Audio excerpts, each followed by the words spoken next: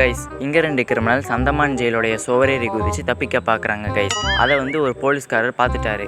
அப்படி பார்த்த உடனே அந்த போலீஸ்காரர் இந்த 2 கிரிமினல்ஸையும் பிடிக்கிறாரு கைஸ்.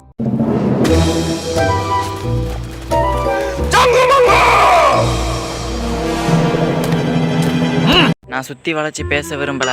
ஒரு நியாயமான போலீஸ்காரராக இருந்திருந்தால் என்ன பண்ணியிருக்கணும்? பிடிச்ச அந்த 2 கிரிமினல்ஸையும் முட்டி தட்டி லாடம் கட்டி லாக்கப்பில் தள்ளியிருக்கணுமா இல்லையா? ஆனால் அவர் என்ன பண்ணாருன்னு நீங்களே பாருங்க கைஸ். बिना बताए जा रहे हो, बिंगो टेढ़े मेढ़े रास्ते में खा लेना, चिट्ठी लिखना, बाय. ஜெயிலில் இருக்கிற வரைக்கும் ஆட்டோமேட்டிக்காக சோறு உங்களை தேடி வந்துடும். ஆனால் இப்போ தப்பிச்சு போக போகிறீங்க. அப்படி உங்களுக்கு பசிச்சதுனாலோ இல்லை போர் அடிச்சதுனாலோ இந்த குறுக்குறே பேக்கெட்டை சாப்பிட்டுட்டு போங்க அப்படின்னு பாசத்தோட பத்திரமா பார்த்து சூதானமாக போயிட்டு வாங்கன்னு டாட்டா காமிச்சு வழி அனுப்பி வைக்கிறாரு கைஸ்.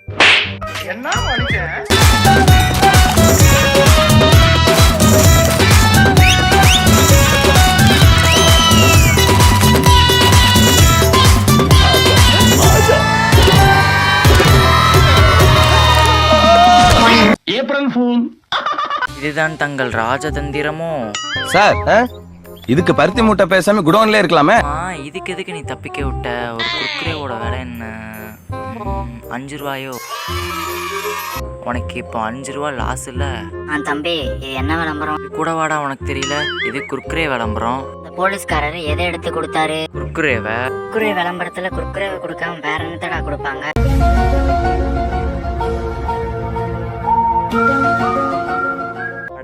ஆமால, ये है बिंगो टेढ़े मेढ़े का जादू. Eat फिर रिपीट रिपीट रिपीट. बिंगो टेढ़े मेढ़े from ITC. ஹலோ கைஸ், இன்னைக்கு நம்ம என்ன பார்க்க போறோம்னா கிரிஞ்சா காமெடியா ஆசமா இருக்கக்கூடிய இந்த மாதிரி சில ஆட்ஸ் தான் பார்க்க போறோம். ஸோ பார்க்கலாமா?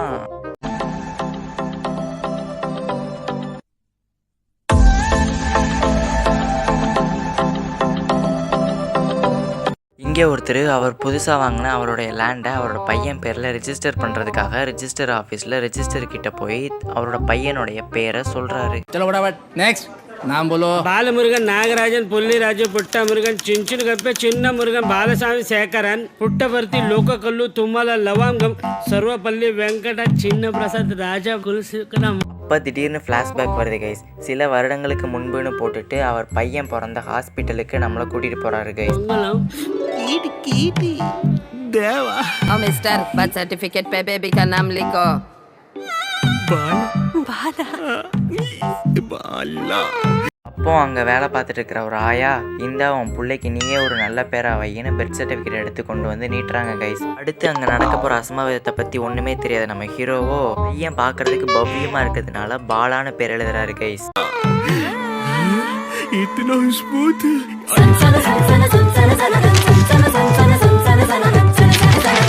இங்கே தான் ஒரு ஷாக். ஏன்னா பாலான்னு 4 எழுத்துல ஆரம்பிச்சது கடைசியில் 4000 எழுத்துல போய் முடிஞ்சிருக்கு. ஏன்னா இவர் வச்சு எழுதுனது சாதாரணமான பேனா கிடையாது. அதுதான் செல்லோ பட்டர்ஃப்ளோ. सेलो बटरफ्लो इतना स्मूथ लिखे सन सनन साय साय.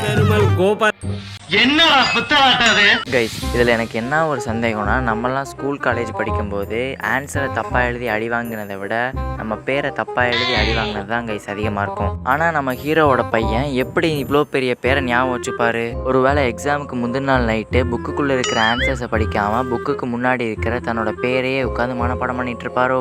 ஓகே கைஸ், நான் வளவலன்னு பேசி உங்களுக்கு போர் அடிக்க வைக்க விரும்பலை. நம்ம அடுத்த ஆடுக்கு போவோம் கைஸ். गिरा गिरा गिरा गिरा गिरा गिरा गिरा गिरा गिरा गिरा गिरा गिरा गिरा गिरा गिरा गिरा गिरा अरे गिरा.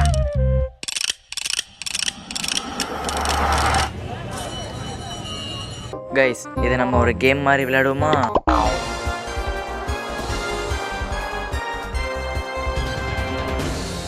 இப்போ நீங்க பார்த்துட்டு இருக்கிறது என்ன விளம்பரம்? Option A center fresh, option B Kurkure, option C Fevicol, option D dairy milk. First யாரு கரெக்டான ஆன்சரை கமெண்ட்ல போடுறாங்களோ அவங்களுக்கு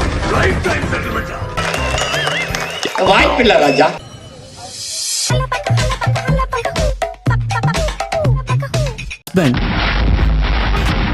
அடே பேயில போமா.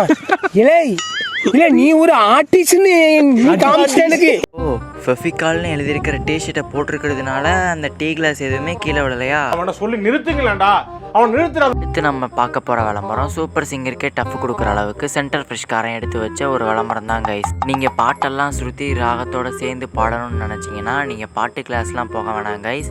இந்த விளம்பரத்தை ஒரு 2-3 தடவை பார்த்தாலே போதும் கைஸ். அடே எடிட்டர், நம்ம சிங்கரை இறக்கி விட்றா. அப்படியே அந்த மியூசிக் வாசிக்கிறவங்களையும் இறக்கி விடு.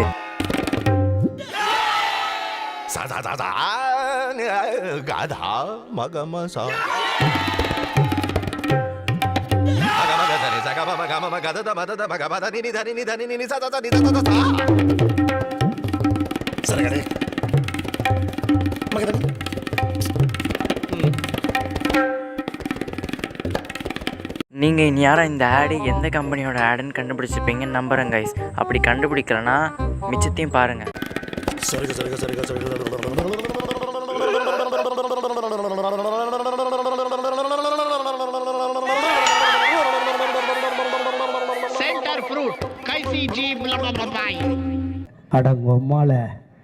பின்னாடி இருக்கிற சென்டர் ஃப்ரெஷ் ஆடை பார்த்த உடனே அம்பி மாதிரி சாஃப்ட் அண்ட் ஸ்வீட்டாக இருந்தவர் திடீர்னு அன்னியன் மாதிரி வைலண்ட் ஆகிட்டாரு.